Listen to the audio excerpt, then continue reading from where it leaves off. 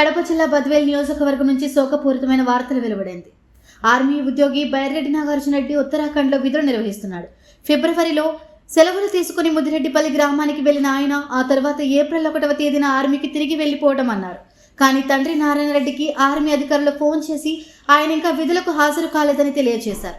ఈ సమాచారం తెలుసుకున్న కుటుంబం ఆందోళనకు గురైంది.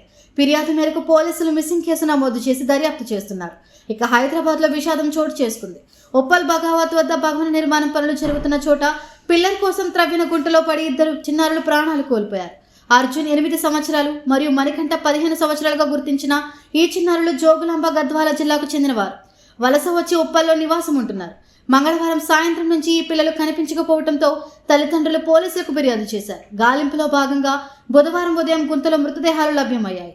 పోలీసులు మరెన్నో కోణాలలో దర్యాప్తు చేస్తున్నారు. ఈ ఘోర సంఘటనపై పోలీసులు విచారణ కొనసాగిస్తున్నారు. జీవనోపాధి కోసం వచ్చిన వలస దంపతులు తమ 2 పిల్లలను కూడా ఇలా కోల్పోవడం చాలా బాధాకరం.